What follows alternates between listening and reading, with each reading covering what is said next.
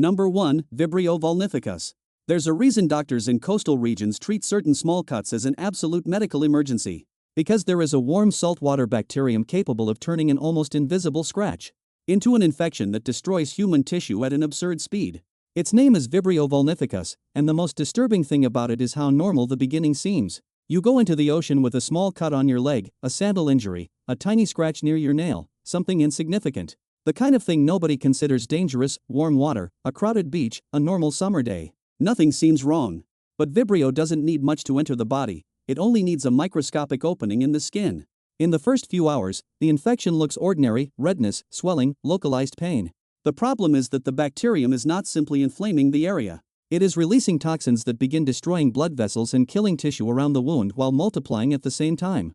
And this is where the situation starts becoming terrifying very quickly. The pain increases at a speed completely disproportionate to the injury. Doctors describe patients complaining of extreme pain in areas where the skin had still looked relatively normal just minutes earlier. Then the blisters begin, large, dark blisters filled with fluid. The skin changes color, deep red, purple, almost black. Because the tissue literally begins to die, in other words, necrosis. And unlike most common infections, this can progress within hours. It is a bacterium with a mortality rate close to 50% when it develops into severe septicemia. Even with modern antibiotics, even inside a hospital, most people's natural instinct is to wait because maybe it's just a simple infection. That is exactly the problem. With Vibrio vulnificus, time means living tissue. Every hour without treatment drastically increases the amount of muscle and skin that must be surgically removed to stop the bacteria from spreading. There are documented cases where doctors had to amputate entire limbs to prevent the infection from reaching the bloodstream. And once it reaches the bloodstream, the situation changes from severe to catastrophic. Blood pressure collapses, organs begin to fail, and the body enters septic shock. In some patients, the deterioration happens so fast that they arrive at the hospital conscious, and only a few hours later they are already in critical condition in the ICU. All of this caused by an invisible bacterium living in seawater, and the most absurd detail is where this normally happens. At the beach, the place the human brain associates with rest, vacations, warmth, and safety, yet warm saltwater is exactly the environment where Vibrio grows best. Number 2. Naegleria fowleri. There is a microscopic organism so lethal that doctors often assume the worst the moment the diagnosis appears. Because almost nobody survives, its name is Naegleria fowleri, the internet calls it the brain-eating amoeba. And for once, the internet did not exaggerate. The reason is simple and absolutely disturbing. It truly invades the human brain and begins destroying brain tissue while the person is still alive and conscious. And the most terrifying part is how it begins. It enters through the nose. Lakes, rivers, warm freshwater, especially during intense summer heat. A person dives normally, water rushes into the nose, and the amoeba crosses the nasal lining until it reaches the olfactory nerve, literally a direct connection between the nose and the brain. And once it gets there, the human body enters a war it almost never wins. The first symptoms seem completely ordinary: headache, fever, nausea. Something that can easily look like the flu, a viral infection, or sinusitis. The problem is that while the symptoms appear harmless, the inflammation inside the skull is increasing at an absurd speed. Because the brain begins to swell, and the human brain has a serious anatomical problem, it is trapped inside a rigid bone structure. There is no extra space. When brain tissue becomes inflamed, intracranial pressure rises rapidly and literally starts crushing vital structures inside the brain itself. That is when the symptoms become terrifying: mental confusion, hallucinations, loss of balance, seizures, and sudden behavioral changes. Perfectly healthy people begin acting incoherently within a matter of days. In many cases, patients are still able to talk during the early stages without realizing that an organism is destroying brain tissue inside their head at that very moment. The mortality rate exceeds 97%, not because modern medicine is incapable of treating infections, but because Naegleria kills too quickly. In many cases, the correct diagnosis comes far too late, because almost nobody imagines that a headache after swimming in a lake could evolve into a catastrophic brain infection. By the time doctors identify the problem, the neurological damage is often already massive.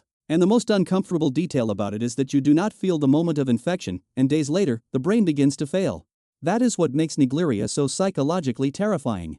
Number 3. Clostridium perfringens. There is a bacterium capable of turning human muscle into dead tissue while the person is still alive. And the most disturbing part is that the process happens fast enough for doctors to literally hear the infection advancing inside the body. Its name is Clostridium perfringens. The disease it causes is known as gas gangrene. This bacterium usually enters through deep cuts, accidents, contaminated wounds, or crushed tissue where there is very little oxygen. Because Clostridium grows best precisely in environments where cells are already weakened. The problem is what happens next. The bacterium begins releasing extremely aggressive toxins that destroy muscle. blood vessels, and connective tissue at an absurd speed. At the same time, it produces gas inside the human tissue itself. Literally gas, the muscle begins dying from the inside out while gas pockets accumulate beneath the skin. In advanced stages, doctors can feel a kind of crackling sensation when touching the area, like bubble wrap being pressed inside the person's body. Pain is usually the first sign that something is seriously wrong. Extreme pain, far greater than the original injury would seem to justify.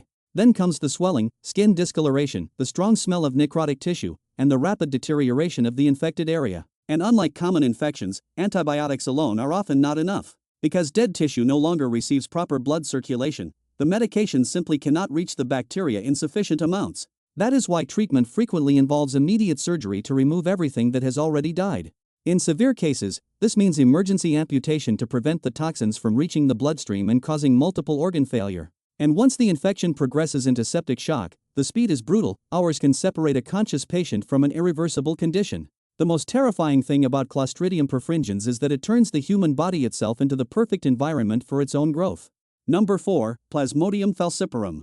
When people hear the word malaria, they usually imagine an ancient disease, serious but relatively slow. That is wrong. The deadliest form of malaria can kill a healthy person extremely quickly once the symptoms begin to worsen. The organism responsible is Plasmodium falciparum, a microscopic parasite transmitted by mosquitoes and considered the most dangerous form of human malaria. And the most terrifying part is that the beginning seems ordinary: fever, chills, body aches, excessive sweating, exhaustion. It feels like a severe flu. It feels like any common travel-related infection. Many people simply take medicine for the fever and wait for it to pass. But while that is happening, the parasite is multiplying inside the bloodstream. Plasmodium invades red blood cells and uses them as a breeding environment. Then it ruptures them all at once, releasing new parasites into circulation. The problem is that falciparum does something particularly dangerous. It alters the surface of infected cells, causing them to stick to the walls of blood vessels, especially the vessels inside the brain. That is how cerebral malaria happens. Blood flow begins to fail in critical regions of the nervous system, inflammation rises rapidly, and the symptoms escalate with terrifying speed. The person becomes confused, disoriented, may struggle to speak, experience seizures, and lose consciousness within hours. Patients frequently fall into comas, and when that happens, the rest of the body usually begins failing as well. The kidneys stop functioning, the lungs fill with fluid, and blood pressure collapses. All while the body struggles to handle the massive number of destroyed cells circulating through the bloodstream. All of this caused by a mosquito. That is the most uncomfortable detail about fatal malaria. There is no visible attack, no immediate pain, no clear sensation of danger. Just a tiny bite, far too small to seem important in that moment. Number 5. Toxoplasma gondii. There is a microscopic parasite so well adapted to the human body that approximately 1/3 of the world's population may be infected without even realizing it. Its name is Toxoplasma gondii, and that alone would already be disturbing enough. The problem is that under certain conditions, it stops being silent and becomes an infection capable of damaging the human brain very quickly, especially in immunocompromised people. Toxoplasma usually enters the body through contaminated undercooked meat, contaminated water, or contact with the feces of infected cats. In most healthy people, it essentially remains dormant inside the body.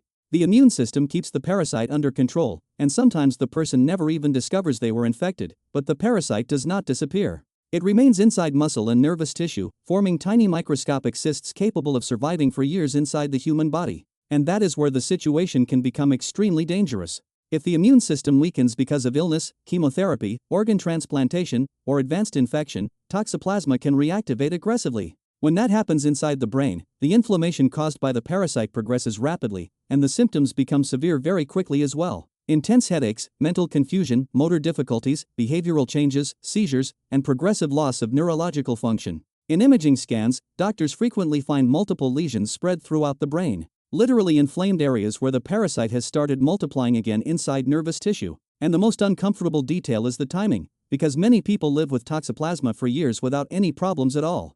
The parasite stays there, invisible, silent, controlled, until the moment the immune system becomes weak enough for it to return. Number 6. Yersinia pestis. Most people treat the bubonic plague as a medieval disease, something trapped in history books alongside armor, wooden carts, and walled cities. But the bacterium responsible for one of the most devastating pandemics in human history never disappeared. Its name is Yersinia pestis, and cases still happen every single year. Especially in rural regions where infected fleas circulate among wild rodents, humans usually enter the chain without realizing it. A flea bite, contact with a contaminated animal, something small, something that seems irrelevant in that moment. Then comes the fever, high fever, chills, extreme weakness, body pain. At first, it feels like just another aggressive infection. The problem is that Yersinia spreads through the lymphatic system at an absurd speed, and that is when the buboes appear. Massive inflamed lymph nodes, extremely painful, usually in the groin, armpits, or neck. In severe cases, they swell so much that the skin becomes stretched, dark, and hot to the touch. But the most dangerous part is not the bubo itself. It is what happens when the bacterium reaches the bloodstream. The infection progresses into septicemia. Blood pressure collapses, tiny blood vessels begin clotting throughout the body while organs enter progressive failure. In some regions, the skin can darken because of necrosis caused by loss of circulation. That is where the name Black Death came from. Without antibiotics, the historical mortality rate was catastrophic, and even today, when treatment is delayed, the deterioration can happen extremely fast. Especially in the pneumonic form, where the bacterium reaches the lungs and becomes transmissible through breathing. At that stage, the progression can happen in less than 24 hours. And that is the most uncomfortable thing about the plague. It feels like a distant disease, ancient, almost fictional. But the bacterium still exists in nature right now, simply waiting for the right vector to enter the next human body.